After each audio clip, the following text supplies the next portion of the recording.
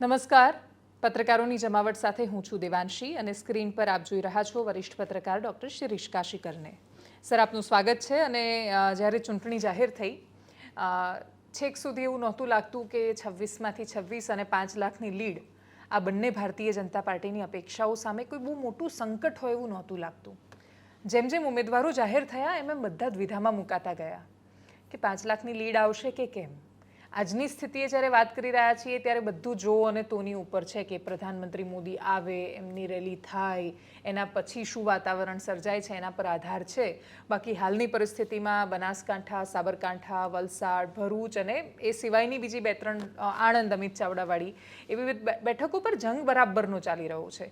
વોટમાં કેટલો કન્વર્ટ થશે હજુ બધું જો અને તો ઉપર છે.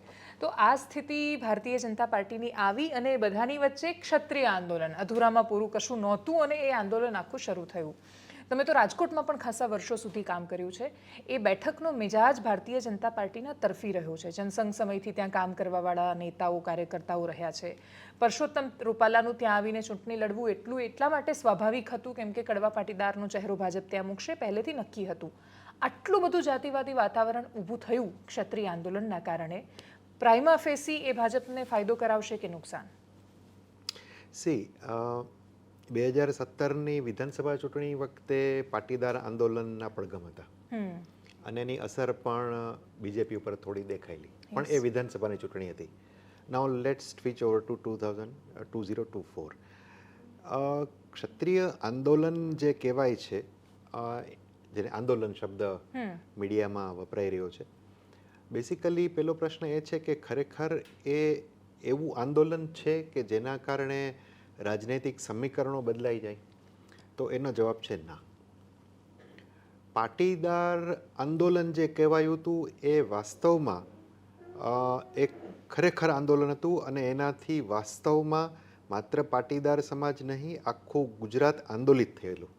Late us understand it this way, right? એ કમ્પેરિઝનમાં જોઈએ, કારણ કે એ જે મુદ્દાઓ ઉપર આંદોલન થયેલું ને, એ મુદ્દા સાથે બહુ બધા લોકો સંકળાયેલા હતા, બહુ બધી કમ્યુનિટીઝ વાસ્તવમાં સંકળાયેલી હતી. એ જુદી વસ્તુ છે કે પછી એનું બાળમરણ થઈ ગયું, રાજકારણ આવી ગયું. એટલે now exactly this is going to happen in these also. કે હમણાં કાલે સંકલન સમિતિમાં જાહેરાત થઈ કે હવે અમે આ રીતે વિરોધ કરીશું, પાર્ટ 2 વગેરે. અને જ્યાં એટલે ભાજપની સામે જે લોકો ઊભા રહેવાના છે એ બધાને અમે વોટ આપવાની વાત કરીશું. દેટ મીન્સ કે પોલિટિક્સ સ્ટાર્ટેડ ઓલરેડી. એમાં રાજકારણ તો આવી જ ગયું હતું, એટલે એનો અંત આ પ્રકારે જ આવશે એ પણ બધાને અંદાજ હતો જ. હવે જો તમે જ્યારે એક વસ્તુ છે, પાટીદાર આંદોલન શરૂ થયું ને ત્યારે પણ હું ડિબેટ્સમાં જતો હતો, ત્યારે મેં કહેલું કે જ્યાં સુધી આ મુદ્દો સમાજકારણનો છે ને, પાટીદારોનો, ત્યાં સુધી વાત બરોબર છે, ત્યાં સુધી સરકાર દબાણમાં રહેશે અને સરકારે એનો કંઈક હલ આપવો પડશે. પણ જેવું એમાં રાજકારણ ભળશે ને પછી સરકાર માટે એ મુદ્દો સોલ્વ કરવો બહુ સહેલું થઈ જશે. અને વાસ્તવમાં એવું જ થયું. નાઉ સી અગેઇન આમાં પણ એવું જ થયું છે. જ્યાં સુધી માત્ર ક્ષત્રિય સમાજ કે ક્ષત્રિય સમાજના કેટલાક અગ્રણીઓ આ બધા મુદ્દાઓ પર વાત કરી રહ્યા હતા, ત્યાં સુધી મોટું સંમેલન પણ થયું, ત્યાં સુધી એવું લાગતું હતું કે ભાઈ ચોક્કસપણે આ મુદ્દા ઉપર બધા ક્ષત્રિયો કદાચ ભારતીય જનતા પાર્ટીથી વિમુખ થઈ જાય. But the way things have moved now, અને જે રીતે હવે આમાં રાજકારણ 100% રાજકારણ ભળ્યું છે, ક્લિયર થઈ ગયું ને, ગઈકાલે વાત ક્લિયર થઈ ગઈ. નાઉ હવે તો જે રાજકારણની વાત છે તો રાજકારણનો જવાબ રાજકારણથી જ હોય. અને વન મોર થિંગ આપણે ઓબ્ઝર્વ કર્યું છે બધાએ કે જ્યારે ભારતીય જનતા પાર્ટી સામે આ પ્રકારની ચેલેન્જીસ આવી છે, અગાઉ પાટીદાર આંદોલન વખતે આવી હતી અને હવે આ વખતે છે, તો એ સમયે પાટીદાર કમ્યુનિટી સિવાયની કમ્યુનિટી જે કદાચ ભાજપ માટે થોડો ઘણો સોફ્ટ કોર્નર ધરાવતી હતી, એ બધીએ એકજૂટ થઈને ભાજપ માટે વોટ કરેલું. એ તો વિધાનસભાનું ઇલેક્શન હતું, આ લોકસભાનું ઇલેક્શન છે. આમાં ઘણી બધી એક પાર્લામેન્ટરી કોન્સ્ટિટ્યુન્સીમાં ઘણી બધી એસેમ્બલી કોન્સ્ટિટ્યુન્સીસ છે. એટલે હું કહું છું બહુ દ્રઢપણે કે બહુ કોઈ મોટી અસર વોટિંગ પેટર્ન ઉપર અથવા તો જેને કહીએ કે લીડમાં પડે એવું માનતો નથી. હા, 5 લાખની લીડવાળો જે પ્રશ્ન છે એ તો ખરેખર આમાંય અઘરું છે. એ આપણે સમજીએ છીએ કે પ્રદેશ અધ્યક્ષ તરીકે CR પાટીલ છે એ સ્વાભાવિક છે એમના કાર્યકર્તાઓનો જુસ્સો વધારવા માટે એવું કહે. અશક્ય પણ નથી, એ વાત પણ સમજવું જોઈએ. અશક્ય પણ નથી, પણ ચોક્કસ કેટલાક બેઠકો ઉપર ડેફિનેટલી ક્ષત્રિયો કદાચ મતદાન કરવાથી અળગા રહે અથવા એ થોડા કોંગ્રેસ તરફ વળી જાય એવું બને તો એના કારણે લીડમાં કદાચ થોડો ઘણો ફરક પડે. અધરવાઇઝ કોઈ પણ 26 બેઠકમાંથી કોઈ પણ બેઠક ઉપર અત્યારે હું ભાજપ માટે આ આંદોલનને કારણે જોખમ જોતો નથી. ઓકે, 17ની તમે વાત કરી એટલે મારે ફરીથી થોડા એ રેફરન્સમાં જવું છે કે 14માં પ્રધાનમંત્રી મોદી પીએમ બને છે નરેન્દ્ર મોદી એ વખતે. જબરદસ્ત માહોલ બને છે ગુજરાતમાં અને 15થી આંદોલનની શરૂઆત થાય છે. એક જ વર્ષમાં અહીં આનંદીબેન આવે છે, પડકારો ભાજપની અંદરના સત્તાના સંઘર્ષો એકબીજાની સાથેના શરૂ થાય છે અને પછી આંદોલન બહુ જ મોટું સ્વરૂપ લે છે. 17માં એ સ્થિતિ આવીને ઊભી રહી ગઈ કે વરુણ પટેલ, રેશમા પટેલ જેવા નેતાઓ સામે આવીને પત્રકાર પરિષદ કરે, હાર્દિક પટેલની સેક્સીડી સામે આવી જાય, જેટલા નેતાઓ આંદોલન કરતા હતા બધા પર કોઈને કોઈ ડાઘ લાગી જાય અને તોય CK રાહુલજી લગભગ 3 વાર ગણતરી થઈ ગોધરામાં અને 2-3 વખત ફરીથી ગણતરી થઈને 200-300 વોટે જીત્યા માંડ. ભૂપેન્દ્રસિંહ ચુડાસમા હારતા હારતા બચ્યા. નીતિન પટેલ છેક સુધી એવું લાગતું હતું કે ભાઈ જીતશે હારશે.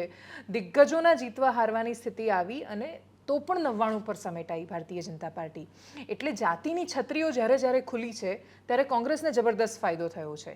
આ વખતે હિન્દુત્વની છત્રી ખુલેલી નથી દેખાતી ગુજરાતમાં. નહીં, એ ખુલેલી છે. હા, એ ખુલેલી છે. ઓકે, સી આ મુદ્દો છે ને બહુ મહત્વનો છે. તમે સારું થયો આ પ્રશ્ન પૂછ્યો. હિન્દુત્વની છત્રી તો ગુજરાત અને મહારાષ્ટ્ર બે અલગ થયા ને ત્યારથી ખુલેલી છે, રાઈટ. આ લોકો બધા અમથા કંઈ ગુજરાતને હિન્દુત્વની લેબોરેટરી નથી કહેતા.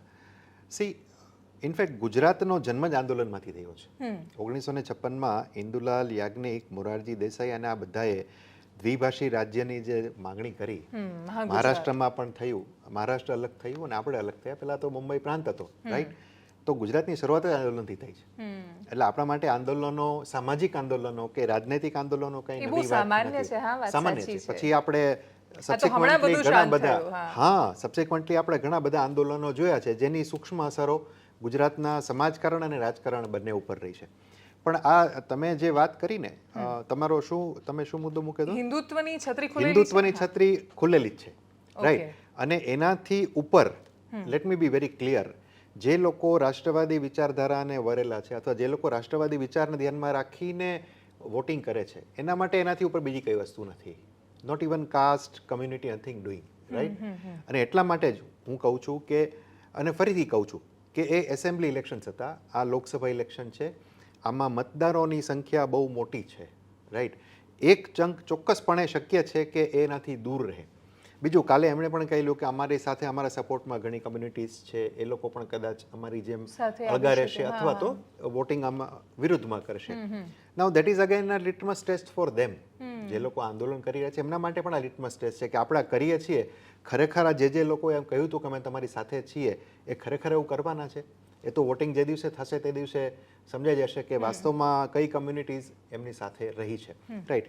તો જે પ્રકારનું વોટિંગ થતું હોય છે અને આ વખતે તો જે પ્રકારે વોટિંગ થવાની ગણતરી છે, ઇલેક્શન કમિશને પણ બહુ મોટા પાયે પ્રચાર કર્યો છે. બધા લોકો, બધી પાર્ટીઓ પ્રયત્ન કરી રહી છે. ઘટ્યું છે વોટિંગ, ઘટ્યું છે, પ્રયાસો છતાં. No doubt. કમ્પેરેટિવલી ગયા વખત કરતા 4 થી 5% આખું અલગ સ્થિતિ હતી. હા, 4 થી 5% જેવું ઓછું છે. But let us wait, let us see. માનો કે આ વખતે ગુજરાતમાં આપણે ગયા વખતે જેટલું વોટિંગ થયું હતું એટલું જ વોટિંગ થાય, obviously it will be suggestive that there is not much more difference. બીજું, અને એક બીજી મહત્વની વાત, હિન્દુત્વની છત્રીની સાથે સાથે છત્રી પકડનારો પણ મહત્વનો છે, નરેન્દ્રભાઈ મોદી. તમે શરૂઆતમાં જ કહ્યું કે ભાઈ નરેન્દ્રભાઈ આવશે, પછી સભાઓ થશે, આવે રેલી થાય પછીની સ્થિતિ આખી આપણે પલટાતી જોઈ છે વારંવાર. 2019માં પણ આવું જ હતું. સી, ત્યારે કદાચ ક્ષત્રિય આંદોલન નહોતું, પણ એ સિવાયના બાકી અત્યારે જે ભાજપ જે મુદ્દા ફેસ કરી રહી છે, અંતરવિગ્રહ કે અંતરકલહ કે જે કાંઈ તમે કહો, અંતરકલહ કહો કે જે કાંઈ કહો, રાઈટ. ઉમેદવારની સામેનો વિરોધ, અંદરની ડખાબાજી, એ બધું ત્યારે પણ હતું. એમાં કાંઈ જ નવું નહોતું. આ વખતે 1 કે 2 સીટ ઉપર થોડું સરફેસ પર આવી ગયું છે અને સાથે સાથે આ મુવમેન્ટ જોડાઈ ગઈ છે. એટલું જ. નરેન્દ્રભાઈની 2 કે 3 સભાઓ ગુજરાતમાં થાય એટલે બધું હું માનું છું, હા, એ ભાજપ કદાચ. એટલે તમે જુઓ, જ્યારે આ 3 દિવસ પહેલા અમિતભાઈનો રોડ શો હતો ત્યારે અમિતભાઈએ પણ બહુ કોન્ફિડન્સ એવું કહેલું કે ભાઈ એમણે માફી માંગી લીધી છે, અમે પ્રયત્ન કરીએ છીએ કે ક્ષત્રિયો માની જાય, રાઈટ. સો નથી માની રહ્યા, નથી માનતા, fine. Now this is one more thing કે જેનાથી એક હિન્દુત્વના એક લાર્જર અમ્બ્રેલામાં બધી જ community including Kshatriya they may vote for BJP and not go against BJP. Okay, નહીં એટલે મને આમાં થોડો ડાઉટ એ સંદર્ભે છે કે આંદોલનોની બહુ મોટી અસર સમાજ પર લાંબા ગાળા સુધી રહેતી હોય છે. એટલો સેન્સિટિવ વિષય નથી જેટલો 80s માધવસિંહ સોલંકીના સમયમાં પાટીદારોની સાથે જે થયું. આજે પણ પાટીદારો જ્યારે આક્રોશમાં આવે કોંગ્રેસ પર ત્યારે એ તર્ક લાવતા હોય છે કે ભાઈ શીશીમાં તેલ લેવા મોકલીશું, આવું કહેવાવાળા નેતાઓ હતા અમને અને અમારી આ સ્થિતિ લાવી દીધી હતી. એના પછી 70માં નારાજ થયેલો પાટીદાર એટલે ધોરાજી હોય કે પછી લલિત કથરાની ટંકારા કે ઘણી બધી બેઠકો એવી છે કે જે મહેસાણા ઊંઝા તમે જુઓ, આ બધી જ પાટીદાર આંદોલનના વેવમાં કોંગ્રેસને મળી 70માં. બાકી એ બેઠકો સ્વાભાવિક રીતે કોંગ્રેસની નહોતી. પાટીદાર વળ્યા પણ 15માં અને 17માં જે પેલા એમના પર જે અત્યાચારો ભારતીય જનતા પાર્ટીની સરકારમાં જે તે સમયે પોલીસ ઘૂસીને ઘરમાં જઈને માર્યા એ ભાજપે યાદ ન રાખવા દીધા. એમણે ખાસું બધું સરખામણીએ ભૂલાવી દીધું. 19 આવતા સુધીમાં પાછું બધું ઘીના ઠામમાં ઘી થઈ ગયું અને 22માં તો સાવે સાવ થઈ ગયું. પણ એ છતાંય કોંગ્રેસના આંદોલનોની અસર પાટીદારોના છોકરાઓમાં આજે પણ છે કે ભાઈ કોંગ્રેસ એટલે અમારો પક્ષ એટલો બધો નથી અને Patidar is equal to BJP બની ગયો. ક્ષત્રિય આંદોલનમાં અત્યારે જ્યારે એકદમ એવા યુવાન લોકો કે જે ભારતીય જનતા પાર્ટી સાથે, તો ઉદાહરણ તરીકે કોઈ તાલુકામાં મહામંત્રી છે, મંચ પરથી રાજીનામું આપી દે છે, ખેસ ઉતારી દે છે ને કહે છે હું મારા સમાજ સાથે. કોઈ મનસુખ માંડવિયાની સભામાં જાય છે, એ ભાજપમાં છે, એને ગંભીરતા ખબર છે કે એના આ રીતે પક્ષ છોડવાનો અસર, એનો મતલબ એ થાય છે કે ભારતીય જનતા પાર્ટીને છોડી રહ્યો છે, હવે ભાજપ એને સાથ નહીં આપે. છતાં એ લોકો આ કરી રહ્યા છે. મતલબ એમના માનસમાં એન્ટી બીજેપી જે છબી બની રહી છે એ જો ટકીને રહે તો કોઈ અસર પડે? હા, એ મુદ્દો ચોક્કસ એક બહુ મોટી ચર્ચા અને મંથન માગી લેવો છે કે આ જે કંઈ ઘટનાક્રમ અત્યારે થઈ રહ્યો છે એની આવનારા સમયમાં લાંબા ગાળાની અસર, ખાસ કરીને જ્યારે હવે આપણે જાતિવાદી રાજકારણ ઉપર ચર્ચા કરી રહ્યા છીએ અને મામલો રાજકારણને કારણે 100% જાતિવાદ ઉપર જ જતો રહ્યો છે, રાઈટ, તો એ માનવું પડે કે એની ચોક્કસપણે અસર બહુ લાંબા ગાળા સુધી રહે છે કે નહીં એ પછીનો પ્રશ્ન છે, પણ આવનારા થોડા સમયમાં એની અસર ચોક્કસપણે દેખાશે. પણ ફરી પાછું હું ફરીથી કહું છું કે અહીંયા મુદ્દો તાત્કાલિક રાજકારણનો નથી. જે કાંઈ ચર્ચાઓ થઈ, જે કાંઈ ડિમાન્ડ્સ કરવામાં આવી ક્ષત્રિય કમ્યુનિટી દ્વારા કે ભાઈ આમને ટિકિટ રદ કરો, રાઈટ, એ ચોક્કસપણે એની પાછળ એક ભાવનાશીલતા, લાગણીનો મુદ્દો હતો કે ભાઈ આ વ્યક્તિ આવું કેમ બોલી શકે, ચાલો હટાવો એને, પણ નથી હટાવવામાં આવ્યા, રાઈટ.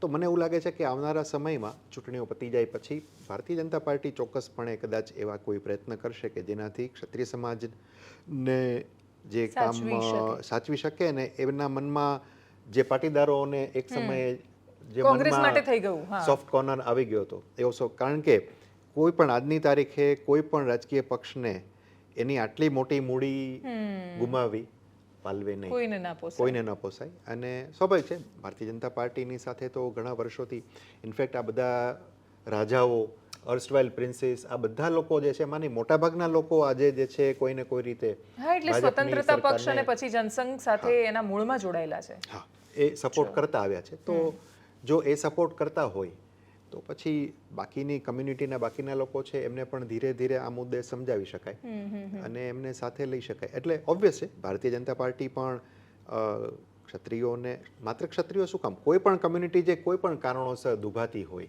રાજકારણને કારણે કે ચૂંટણીલક્ષી રાજકારણને કારણે, તો એને પાછી તો એને વાળી જ પડે, એના વગર તો ઉધાર જ નથી. હા, કેમ કે જે લોકો બોલ્યા છે મંચ પરથી એ બધા જ બહુ જ પોતાની ગંભીરતા અને ભાજપ માટે જે તે સમય પ્રામાણિકતા માટે જાણીતા છે. કેમ કે રાજેન્દ્રસિંહ રાણા પણ મંચ પરથી બોલ્યા ભાવનગરથી, તો એ બહુ જ મોટો મેસેજ હતો કે એ તો ભાજપના પ્રદેશ પ્રમુખ રહ્યા છે, પાર્ટીની સામે એનાથી વિપરીત કોઈ દિવસ બોલ્યા નથી. એમનું બોલવું બહુ મોટો સંદેશ હતો. એ બધાની વચ્ચે અમુક આગેવાનો અને એમાંય ખાસ બહેનો 4-5 એ લોકો જે બોલ્યા એ ખાસું આક્રમકતાથી ઘણું બધું બોલ્યા હતા, પણ એ લોકોના અપવાદોને બાદ કરીએ તો બાકીના બધા લોકોએ ખાસું ગંભીરતાથી આખા વિષયનું મનન ચિંતન, સંમેલન થયું તો એમાં બીજા દિવસે ટીટોડીના ઈંડાનો વિડીયો વાયરલ થયો કે ભાઈ એને નુકસાન નથી પહોંચ્યું. તો આટલી શાલીનતાની અને સંયમની અપેક્ષા નહોતી, કોઈને નહોતી, બધાને મનમાં ડર હતો અને છતાંય સારી રીતે કર્યું એમણે. એ વાત તો માનવી જ પડે કે બિલકુલ ઉગ્ર થયા વગર અને કોઈ પણ પ્રકારનું તોડફોડ નુકસાન ન થાય એ પ્રકારે વાસ્તવમાં લોકશાહી ઢબે જેને કહીએ એમણે વિરોધ નોંધાવ્યો છે. એમાં તો કોઈ બેમત નથી અને એટલા માટે જ કદાચ એ વસ્તુની બહુ ગંભીરતાથી નોંધ પણ લેવા માંડી. આજે સંમેલન થયું રતનપરમાં અને એમાં જે રીતે બધા લોકો આવ્યા, જે કાંઈ ત્યાં ભાષણો થયા છે, જે કાંઈ વિરોધ થયો છે એ તો વિરોધ કરવા માટે જ હતું, એ સમજી શકાય એવું છે. પણ છતાંય જે રીતે બધા લોકો આવ્યા જતા રહ્યા અને છતાં પણ ક્યાંય કોઈ એક કાકરી પણ ખરી નથી, right? That must be appreciated. એમાં તો બે મત નથી કે ભાઈ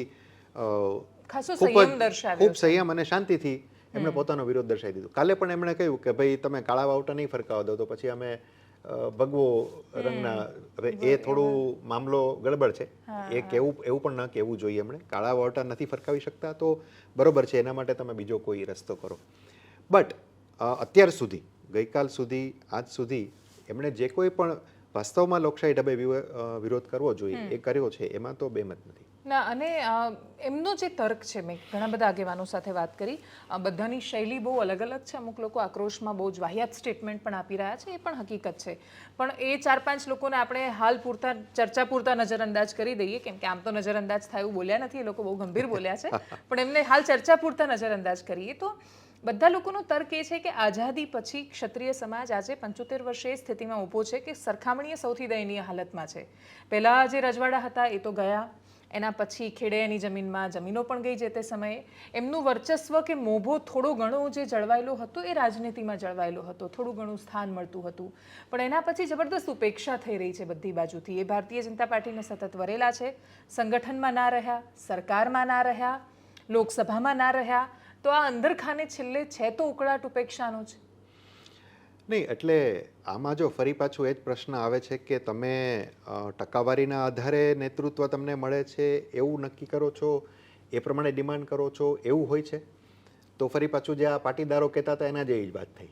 પાટીદારોએ પણ જ્યારે આ આંદોલન શરૂ કર્યું એ વખતે બધા પાટીદારો, એટલે પાટીદાર લીડર્સ જે હતા એ પણ એવું કહેતા હતા કે ભાઈ અમને પાટીદારોને પ્રતિનિધિત્વ નથી મળતું.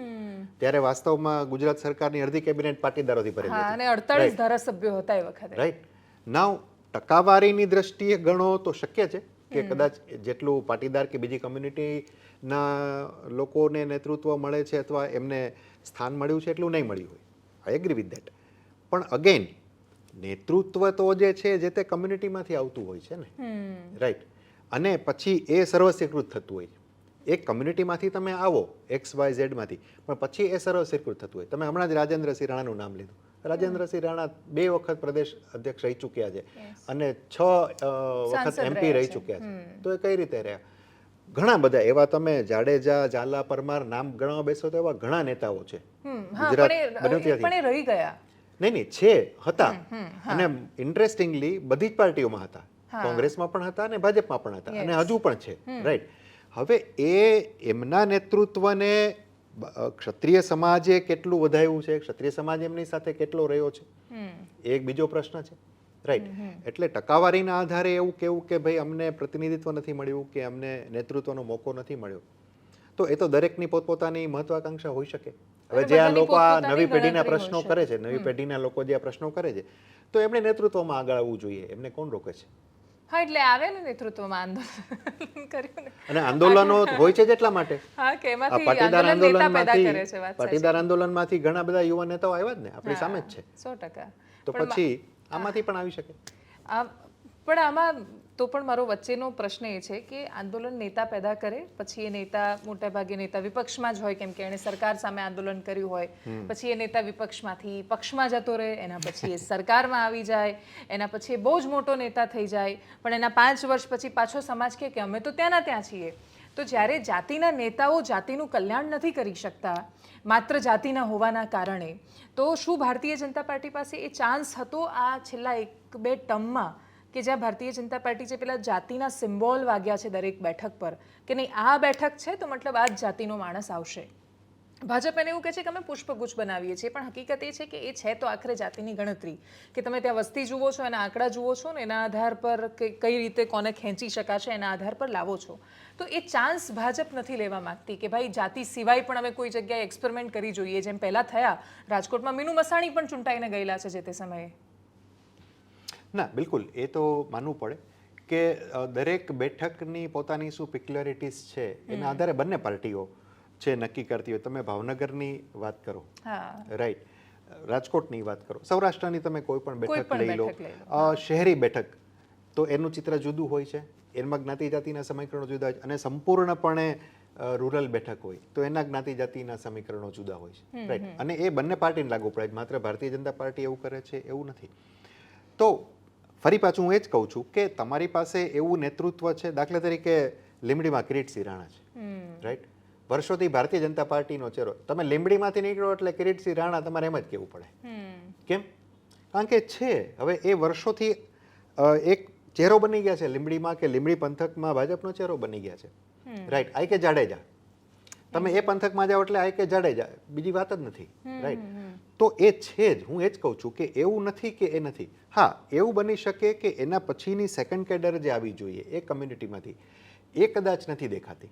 That May B possible, right. આજે આઈ કે જાડેજા કે લીંબડીવાળા જે છે રાણા, એના પછીની નેક્સ્ટ જનરેશન, રાઈટ, એ આવવી જોઈએ, એ નથી દેખાતી, પોસિબલી એ નથી દેખાતી, એ આવવી જોઈએ.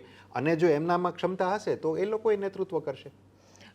કોંગ્રેસે જે જગ્યાએ ઉમેદવારો આપ્યા તો કોંગ્રેસ બહુ ક્લિયર છે, સૌરાષ્ટ્રમાં લેવા પાટીદાર 4 ટિકિટ આપી દીધી છે. આ બાજુ ઉત્તર ગુજરાત, મધ્ય ગુજરાતમાં પ્યોર ઠાકોર પોલિટિક્સ કરે છે કોંગ્રેસ. એમને ખબર છે કે એમના વોટ ક્યાંથી આવવાના છે, એમને એમની જાતિ ફિક્સ છે, બધું જ ફિક્સ છે. મારો પ્રશ્ન એ સંદર્ભે હતો કે ભારતીય જનતા પાર્ટીની પાસે જીતવાના 2-3 જે પોઈન્ટ છે, મુદ્દાઓ, એમાં સૌથી પહેલાં એમનું સંગઠન, એમનો કાર્યકર્તા, એમના બૂથ પ્રમુખો, પેજ પ્રમુખો, અને સૌથી મોટું પ્રધાનમંત્રી મોદીનો ચહેરો. દેશની યોજનાઓ, એટલે આયુષ્માન કાર્ડ છે તો એ જાતિ જોઈને નથી મળતું, બધાને મળે છે.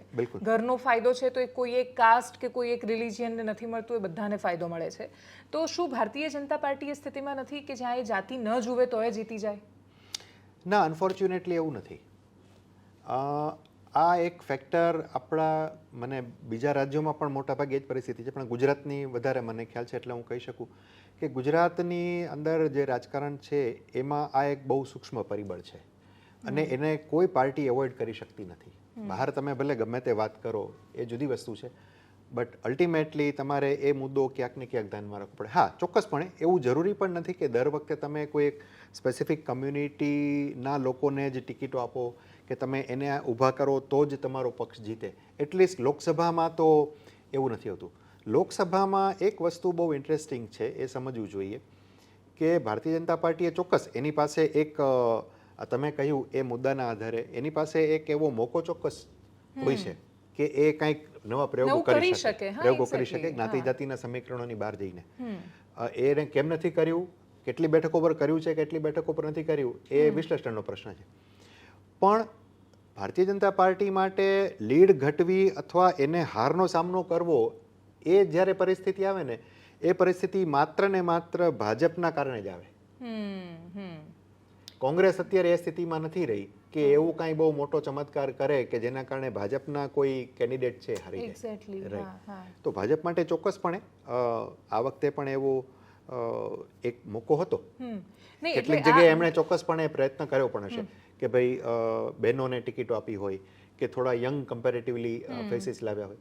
દરેક જગ્યાએ આ તો આપણે જ્ઞાતિ જાતિ જોઈએ છે, એવું જરૂરી નથી કે દરેક જગ્યાએ જ્ઞાતિ જાતિનું જ ફેક્ટર કામ કરતું હોય. નહીં, ના, એટલા માટે કેમ કે ઉદાહરણ તરીકે 2022માં મને યાદ છે કે વઢવાણથી એક બેનને ટિકિટ આપવામાં આવી હતી, કદાચ એ બ્રાહ્મણ ઉમેદવાર હતા, અને સત્વારાનું બેલેન્સ રહી ગયું, કેમ કે ત્યાં દ્વારકામાં જેવા ઈસુદાન ગઢવી ખંભાળિયામાંથી અને દ્વારકામાં સતવારાને જેવી ટિકિટ આપી, ભાજપને યાદ આવ્યું કે જો સતવારા નારાજ થશે તો આખું ઇક્વેશન ગોઠવાઈ જશે. અહીંયાથી ટિકિટ પાછી લીધી, સતવારાને આપી, બેલેન્સ જાળવી લીધું. 2024માં ઉદાહરણ તરીકે એક પણ બેઠક એવી નથી કે જે ભાજપે કશુંક નવું કર્યું હોય. હા, જેમ કે જ્યાં ઉદાહરણ તરીકે બનાસકાંઠા, વર્ષોથી ભાજપ છેલ્લા 30-35 વર્ષથી, ખબર નહીં, લગભગ ઓલમોસ્ટ વર્ષોથી એ ચૌધરીને જ ટિકિટ આપે છે બનાસકાંઠામાં. અને એ ચૌધરીમાં એ કર્યું કે ભાઈ ભણેલા ગણેલા બેન છે, ગલબાભાઈના પૌત્રી છે, ગલબા ચૌધરી એટલે સહકાર ક્ષેત્રમાં બનાસકાંઠાની કાયા પલટ કરવાવાળું નામ, તો એમના પૌત્રીને આપી. પણ જ્યાં ઉદાહરણ તરીકે સાબરકાંઠામાં ભીખાજી ઠાકોરને ટિકિટ આપી, અને પછી ખાલી એવી પત્રિકાઓ વાયરલ થઈ કે ઠાકોર નથી અને એ તો આદિવાસી છે, ડામોર હતા અને ઠાકોર થયા છે. હવે પેલા ભાઈ કહીને થાક્યા કે હું ઠાકોર જ છું, હું ઓબીસી જ છું, પણ એ પત્રિકાઓના આધાર પર એમણે ટિકિટ બદલી. હવે મારે જ્યારે ભીખાજી ઠાકોર સાથે વાત થઈ તો એમણે કહ્યું કે હું 90ના દાયકાથી જ્યારે અમારા આદિવાસી વિસ્તારોમાં એકદમ મેઘરજના વિસ્તારોમાં બોર્ડરના કે ત્યાં અમારું અડધું સગું રાજસ્થાનમાં આ બાજુ ત્યાં કોઈ ભાજપનું નહોતું ત્યારથી હું ભાજપનું કામ કરું છું, કાર્યકર્તા છું, વર્ષોથી કાર્યકર્તા છું, તાલુકા જિલ્લા પ્રમુખ રહ્યો છું. એમની ટિકિટ કાપી નાખી અને આપી શોભનાબેન બારૈયાને, જે હજી હમણાં ખબર નહીં 2-3 વર્ષ થયા હશે ભાજપમાં, હજુ આવ્યા જ છે કોંગ્રેસમાંથી. આવી સ્થિતિનું નિર્માણ થાય કે તમે કાસ્ટને બેલેન્સ કરવામાં કેડરને નુકસાન કરો છો ત્યારે એ પ્રશ્નો ગંભીર નથી થતા? અલ્ટિમેટલી ફરી પાછો એ પ્રશ્ન જે છે એ જે તે પાર્ટી પૂરતો મર્યાદિત રહે છે, કારણ કે પછી એને ઇન્ટરનલી કઈ રીતે મેનેજ કરવું એ પાર્ટી પ્રેસિડેન્ટ અને સ્થાનિક નેતૃત્વ ઉપર આધાર રાખે. એટલે રીતે તમે ભીખાજીની વાત કરી, ભીખાજી નારાજ થયા, બરોબર. એવી રીતે તમે આપણે વડોદરામાં જોયું હતું, રંજનબેનને કારણે બીજા લોકો નારાજ થયા, તો ત્યાં પણ એમને બદલી નાખવા પડે. હવે જે લોકો નારાજ થયા છે એમની જગ્યાએ બીજા લોકો આવ્યા છે, તો ફરી પાછી નારાજગી વર્સિસ નારાજગી ચાલે છે. કરશે જ, ભલે ખુલીને નહીં આવે. હા, ઓબ્વિયસલી એ ચાલવાનું જ છે.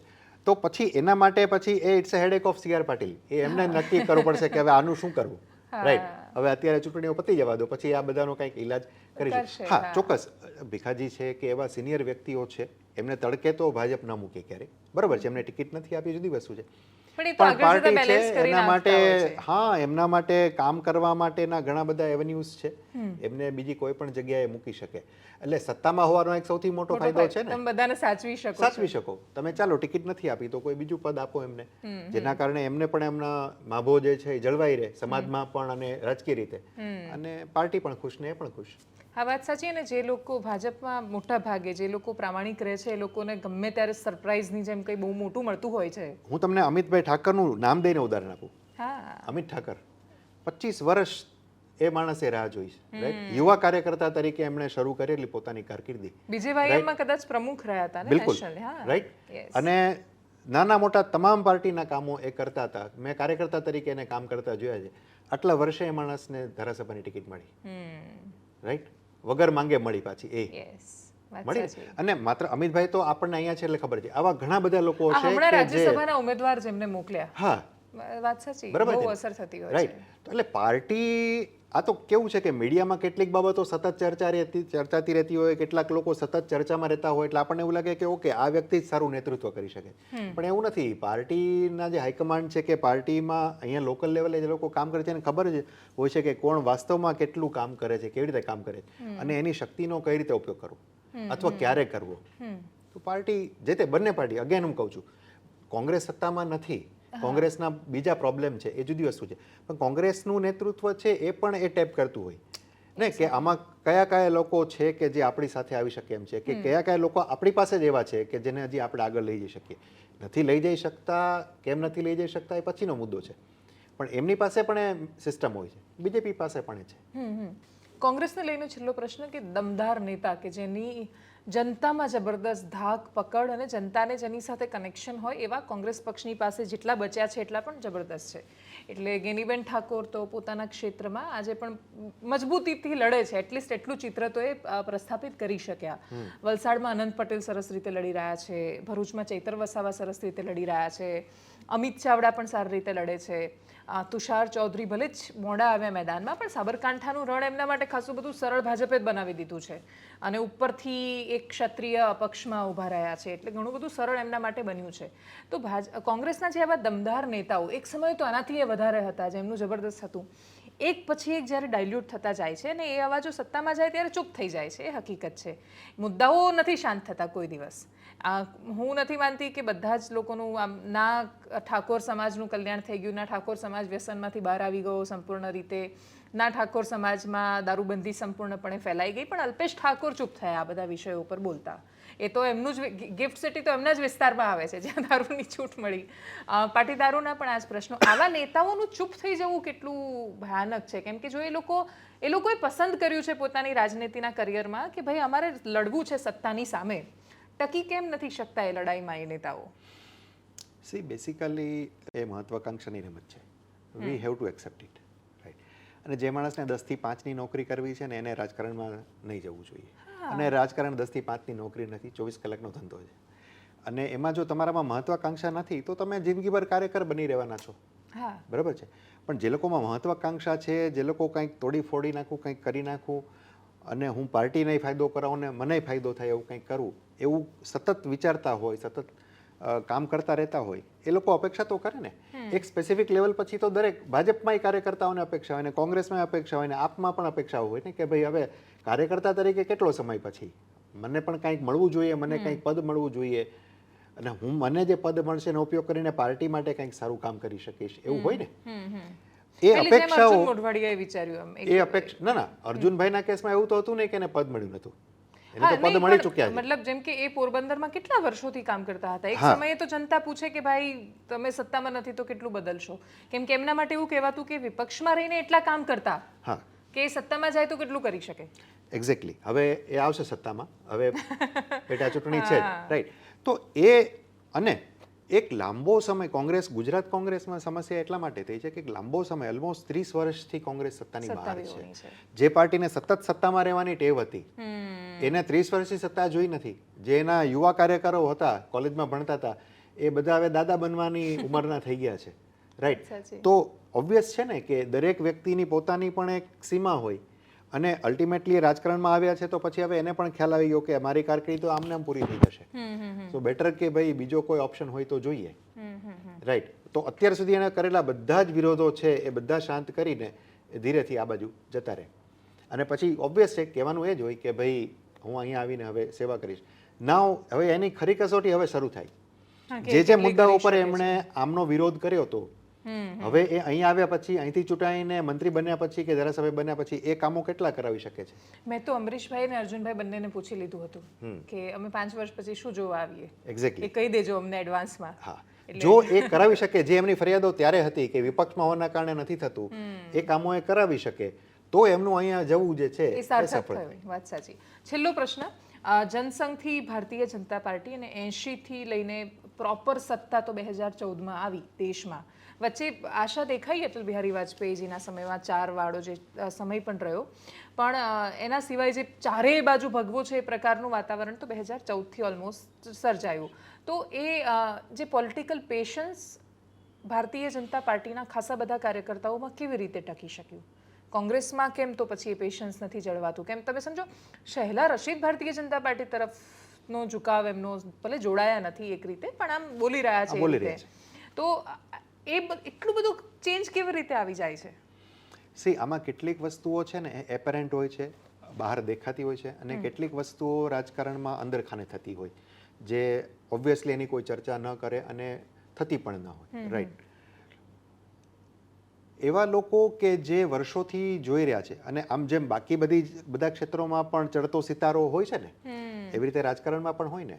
લોકોને પણ બધી રાજકીય પક્ષોને ધ્યાનમાં લાવે, જે લોકો મહત્વાકાંક્ષી છે એમને પણ ધ્યાનમાં આવે કે ભાઈ હવે આ ચડતો સિતારો છે અને આવનારા ઘણા વર્ષો સુધી આ જ પક્ષ અથવા તો આ જ વિચારધારા રહેવાની છે. તમે જે પ્રશ્ન પૂછો ને એનું મૂળ છે ને એ ત્યાં વિચારધારામાં છે. કોંગ્રેસની વિચારધારા શું હતી? કોંગ્રેસ સેના થકી શરૂ થઈ હતી. કોંગ્રેસે આઝાદી પછી શું કર્યું હતું? ઇન્દિરા કોંગ્રેસે શું કર્યું હતું? ઇન્દિરા કોંગ્રેસના ફાટા પડ્યા પછીની જેટલી કોંગ્રેસ અને જેટલી પાર્ટીઓ બની એણે શું કર્યું હતું? અને જનસંઘ જે અલગ થયો એણે અને એમાંથી જે ભારતીય જનતા પાર્ટી બની એણે અત્યાર સુધી શું કર્યું? આ તમે બધાનું જો વિશ્લેષણ કરવા બેસો ને તો એમાં ભારતીય જનતા પાર્ટીનો હાથ ઉપર રહે છે.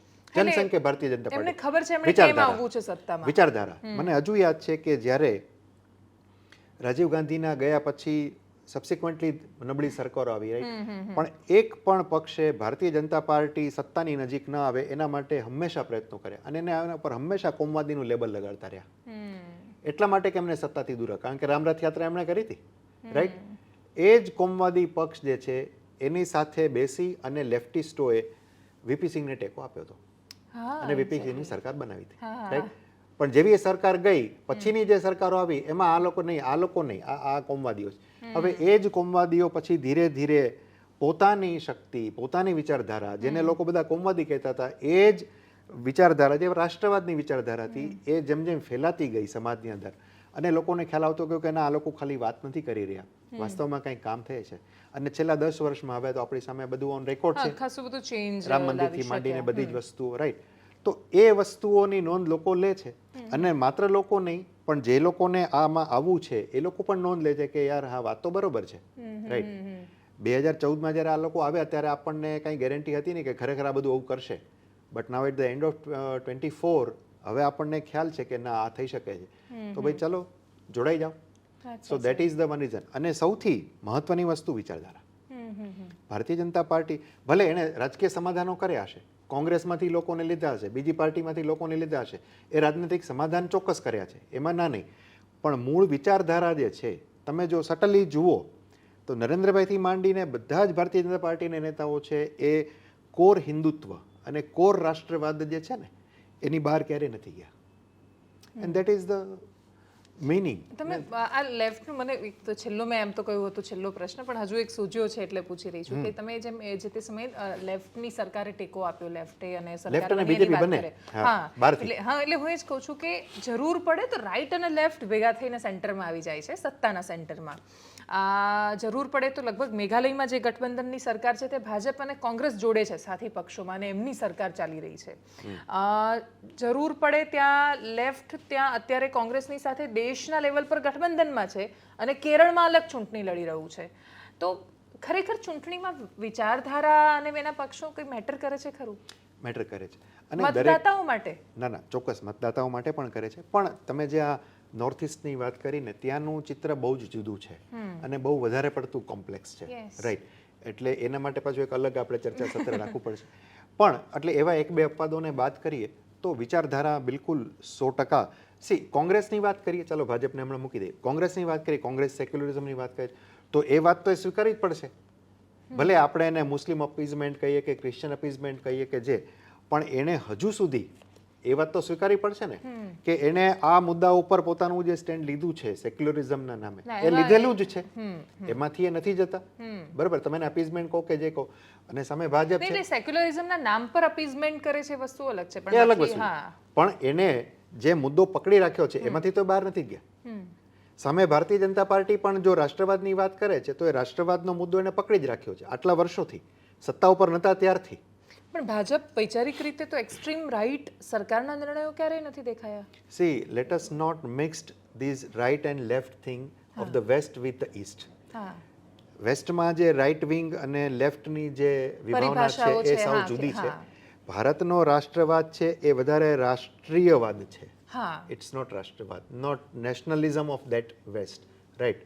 અને એટલા માટે જ ભારતની જે કોમ્પ્લેક્સિટીઝ છે સ્ટેટ બાય સ્ટેટ, રાઈટ, એ બધાને તમે ભેગી કરો તો તમે કોઈ એક મોડેલ ન બનાવી શકો. તમારે અલગ અલગ જગ્યા પણ અલગ અલગ રીતે કામ કરવું પડે છે, રાઈટ. પણ ઇન જનરલ જે કોર હિન્દુત્વને સાથે રાખીને જે રાષ્ટ્રવાદની વાત બીજેપી કરે છે તો લોકોને આકર્ષે છે. અને જેમને નથી આકર્ષતી, એમને હજુ પણ નથી આકર્ષતી, એમને હજુ પણ કોંગ્રેસ માટે આકર્ષણ છે, તો કોંગ્રેસને વોટ આપે છે. તો તમે કેટલા વર્ષો સુધી આવનારા, કેમ કે આખી દુનિયામાં ભલે બધી જગ્યાએ લેફ્ટ રાઈટની વિભાવનાઓ બહુ અલગ છે, પણ આખી દુનિયામાં રાષ્ટ્રવાદ, રાઇટિઝમ એ બધાનો યોગ ચાલી રહ્યો છે. અને એનું સૌથી મોટું કારણ એ છે કે જે લેફ્ટની સરકારો રહી એટલા બધા લેફ્ટ જતા રહ્યા કે ઘણું બધું વાસ્તવિક ન રહ્યા એ લોકો. એટલે ઘણા બધા નિર્ણય, ઇવન અમેરિકામાં જો બાઇડન પણ અત્યારે જે નિર્ણય લઈ રહ્યા છે એ જોતા એમને ફ્યુચરમાં ચૂંટણીમાં કોઈ ફાયદો થાય એવું લાગતું નથી. તો એવા સંદર્ભે જે દરેકના મનમાં આવી રહ્યું છે કે નહીં, મારો દેશ પહેલા, રાષ્ટ્ર પ્રથમની વાત દરેક દેશોના નાગરિકોમાં જઈ રહી છે. ફ્યુચર પોલિટિક્સ આમાં આપણે આખું વૈશ્વિક ન જોઈએ તો પણ ભારતનું કોણ વધારે ટકી રહેશે એવું લાગે છે તમને? ના, ઇટ્સ વેરી ઓબ્વિયસ. લેફ્ટ જેવું હવે ભારતમાં તો કંઈ વધ્યું નથી. ચૂંટણીલક્ષી રાજકારણની વાત કરીએ તો કેરાલા અને સેક્યુલરિઝમ કે ના હું ચૂંટણીલક્ષી રાજકારણની વાત કરું છું. તો એમાં કેરાલાને બાદ કરતા હવે બીજે ક્યાંય લેફ્ટ જેવું કંઈ ખાસ છે નહીં. એ વિચારધારા હજુ પણ ઘણી ઊંડી છે, એ વિચારધારામાંથી લોકોને બહાર આવતા વાર લાગશે. બટ અલ્ટિમેટલી જે ભારતનો રાષ્ટ્રવાદ છે એ અત્યારે પ્રબળ છે અને હજુ તો એને પીક ઉપર જવાની વાર છે. ઓકે, એટલે તમે એવું માની રહ્યા છો કે હજુ સૂર્ય મધ્યાહને નથી? ના, હજુ મધ્યાહને નહીં, હજી તો ઉગી રહ્યો છે. Okay, so it will take another 30-40 years. Okay, to rise. અચ્છા, બિલકુલ. Thank you so much sir. અમે શરૂઆત આમ તો ક્ષત્રિય આંદોલનથી કરી હતી, પણ પછી પહોંચતા રાઈટ લેફ્ટ સુધી પહોંચી ગયા છીએ. આવનારા એપિસોડમાં ફરીથી વિસ્તારથી રાષ્ટ્રીય રાજનીતિ પર વાત કરીશું. નમસ્કાર.